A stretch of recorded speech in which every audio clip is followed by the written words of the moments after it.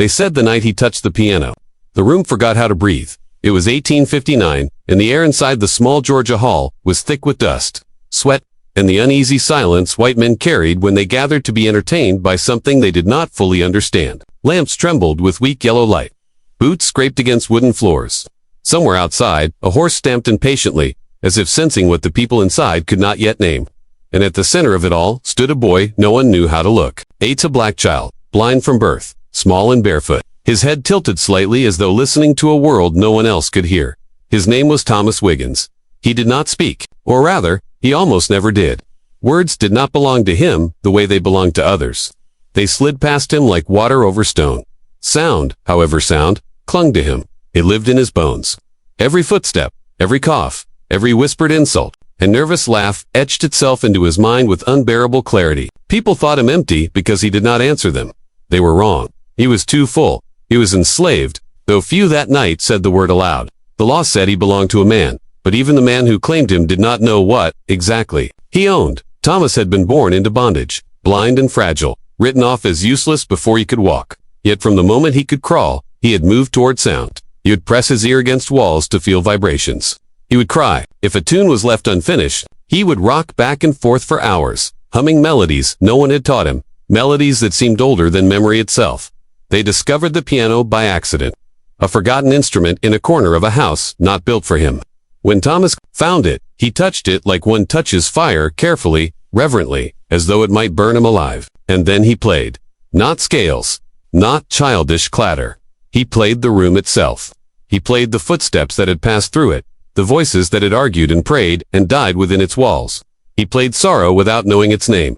By 1859, whispers about the blind slave boy had begun to travel farther than anyone intended. Planters, politicians, and curious strangers came to stare at him like a marvel pulled from the earth. Some came to laugh. Some came to disprove the rumors. Others came already convinced they were about to witness something unnatural. That night, the hall was full of all of them. They led Thomas to the piano, as one might lead a sleepwalker, gently, with a hand hovering near his shoulder, never quite touching. He swayed as he walked, counting the steps with his body, mapping the space, through echoes and instinct. When he reached the bench, he did not sit immediately. He tilted his head again, listened. The room offered him its secrets reluctantly. The cough of a man in the back row, the creak of a chair bearing too much weight, the nervous breath of someone who had come to mock and now felt watched by something unseen. Only then did he sit. His fingers hovered above the keys, trembling not with fear, but with anticipation, like birds waiting for a signal only they could see. Someone in the audience chuckled softly. Someone else whispered that it was cruel to put a child on display like this. No one moved to stop it. Curiosity is a powerful chain. The first note fell into the room, like a drop of water into a still pond. Then another. Then the world broke open. Thomas did not play as trained men played. There was no stiffness in his wrists, no obedience to sheet music. He played the way wind moves through treason, predictable, devastating, precise in a way that defies explanation. He played songs he had heard once and never forgotten. He played fragments of hymns, marshes, laughter, turned into sound. He played with 2 hands, then 3 voices, then 4. As if the piano had grown extra limbs beneath his touch. Somewhere in the middle of it, a woman began to cry without realizing she had started. A man clenched his fists so hard his nails drew blood. The laughter died. The mockery dissolved. Even the lamps seemed to burn more quietly. They said he played like Mozart, though Thomas had never heard the name. What they meant they could not say was, that he played like someone who had been listening since before birth. Like someone who remembered music from a place the rest of them had been forced to forget. When the final chord faded, the silence was unbearable. No one applauded at first. It felt wrong, almost sacrilegious, to break what had just passed through them. Thomas sat very still, his hands resting on the keys, his head bowed slightly, as though listening to the echo of something. Leaving him, he did not smile. He did not look for approval. He waited. Then the room erupted. Applause crashed against the walls like a storm. Men stood. Women pressed handkerchiefs to their mouths. Voices shouted his name, mispronounced it, claimed him. Thomas flinched at the sudden violence of sound, rocking gently as the noise swelled. Someone grabbed his arm too tightly, shaking it in triumph. As if he were proof of something, they had won. He did not speak. He never thanked them, as they led him away from the piano. He reached back once, just for a moment, his fingers brushing, billwood as though saying goodbye to the only thing that had ever truly answered him. In that fleeting gesture, there was something unbearably human, something like fear, because that night did not free Thomas Wiggins. It marked him. Outside, the night air was cold, sharp enough to sting his skin. He shivered, though no one noticed. Somewhere behind him, men were already talking in low, excited voices about money, about tours, about audiences who would pay handsomely to witness a miracle that did not belong to them. Thomas tilted his head toward the dark, listening as the future rearranged itself without his consent, and for the first time since he had touched the piano, the music inside him grew quiet.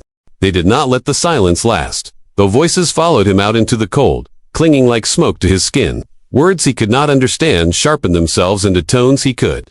Excitement rang high and brittle. Greed moved lower, slower, like a drumbeat beneath it all. Thomas felt it before anyone touched him, again the tightening of purpose around his small body.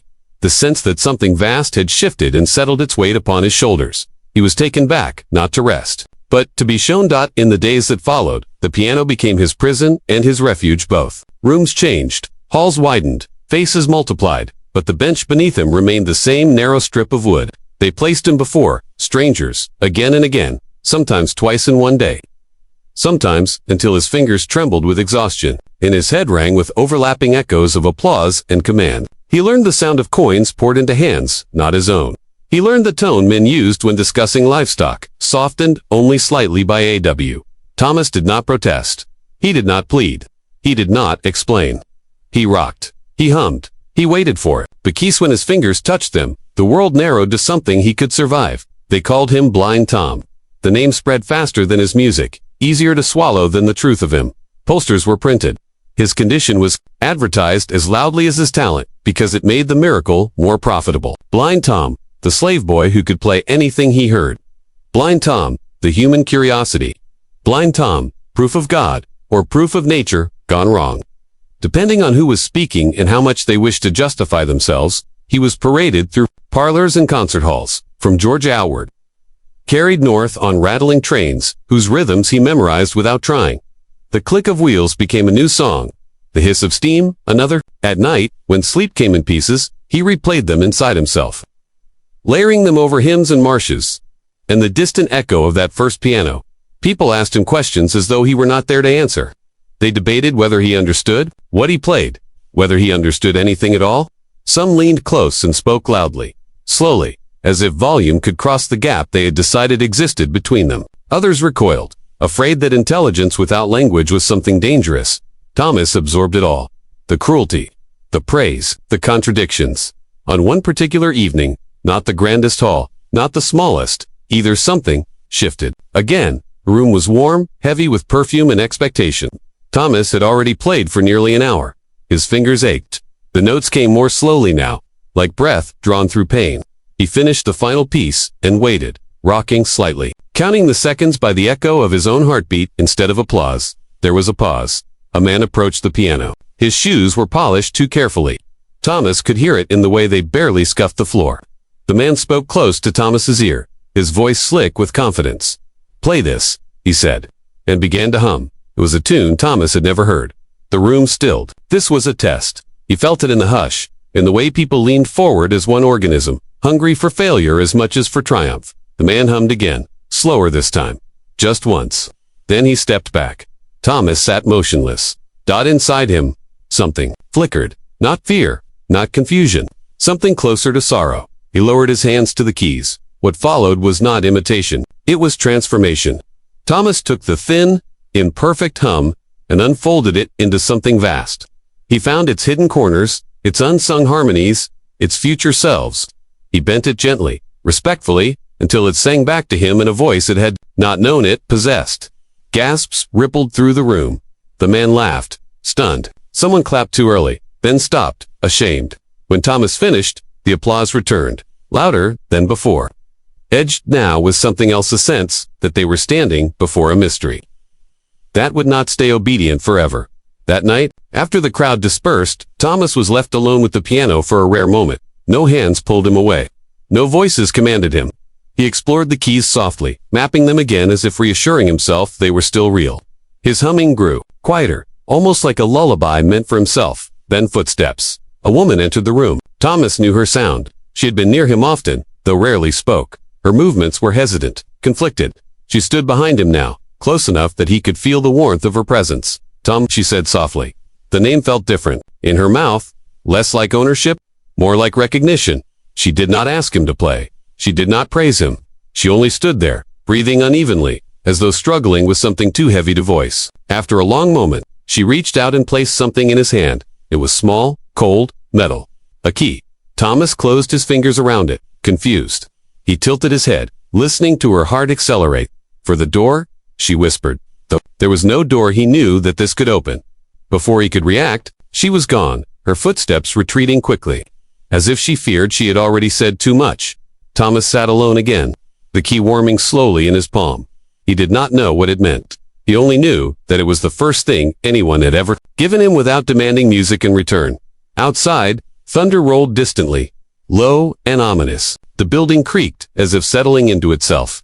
Tomo pressed the key against his chest, rocking gently, humming under his breath.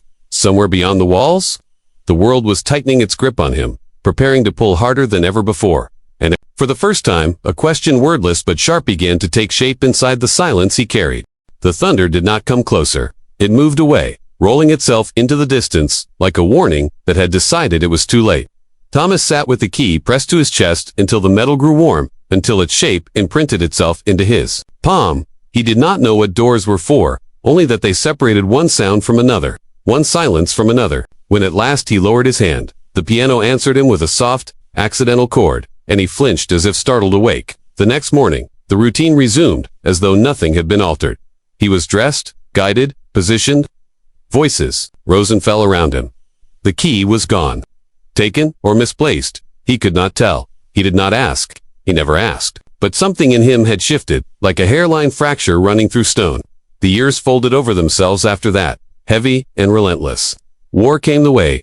Distant drums, come first as rumor, then as vibration, then as an roar. Thomas heard it before. Most men understood it. Cannons thundered in the distance. Trains screamed with urgency.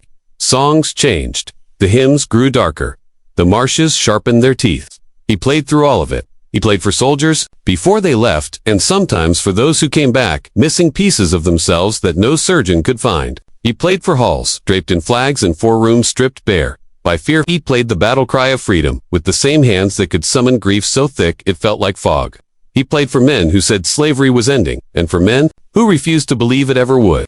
When emancipation came, it arrived for Thomas as a word, not a door. The law shifted. Papers were signed. Chains were declared broken, yet the bench beneath him remained the same. The hands guiding him changed names but not intentions. Contracts replaced ownership, but the terms were written in a language Thomas could not read, in a morality he could not hear. They said he was free. They said it loudly, proudly, as if saying it enough times would make it true. Thomas continued to tour, continued to perform, continued to be exhibited as proof of brilliance and as evidence of control. He memorized entire speeches without understanding their meaning, repeating them on command in a voice flat and distant, like an echo that had lost its source. Audiences laughed when he repeated complex sentences word for word. They marveled. They did not ask why. A man who could remember everything was allowed to own nothing. His mind grew vast, terrifyingly vast. He stored entire concerts after a single hearing. He recreated orchestras alone. He reproduced the sound of rain, of trains, of battles he had never seen but somehow knew.